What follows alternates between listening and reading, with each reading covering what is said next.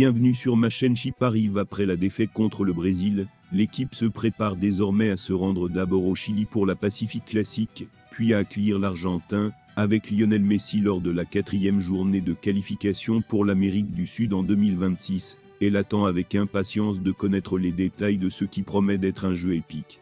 Vous trouverez ci-dessous tout ce que vous devez savoir sur ce jeu important.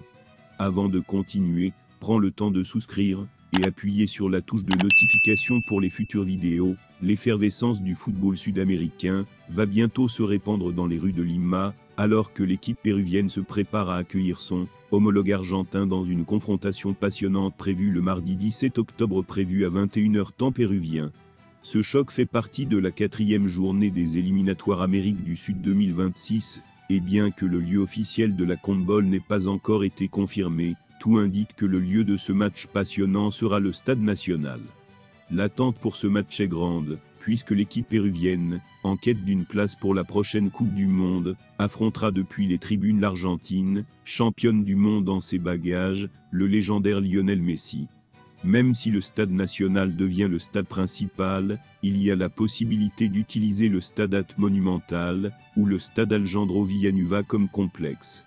Dans le cas où un match ne pourrait pas avoir lieu dans le stade principal en raison de problèmes, des alternatives étaient envisagées. Initialement, le Stade U a été préféré en raison de sa capacité de plus de 80 000 spectateurs, ce qui garantissait une atmosphère énergique et passionnée.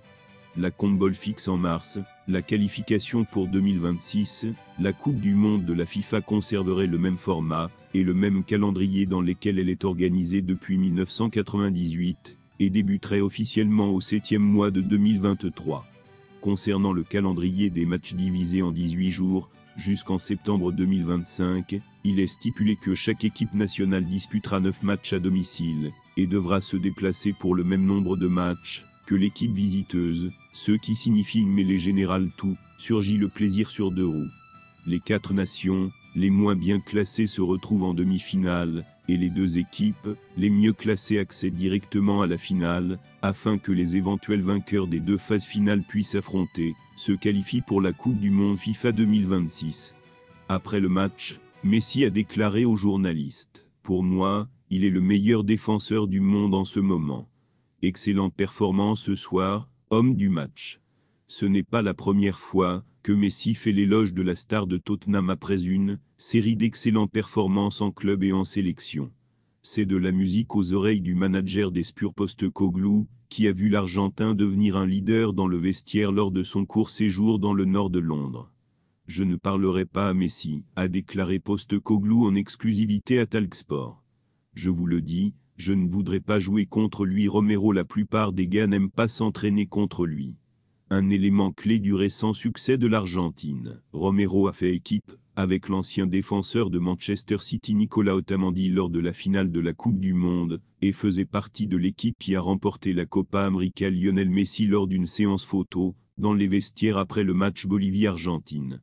Lionel Messi devrait s'envoler immédiatement de la Bolivie pour Miami après la victoire 3-0 de l'Argentine sur la Bolivie. Merci d'avoir regardé cette vidéo, et je vous prie de laisser vos commentaires.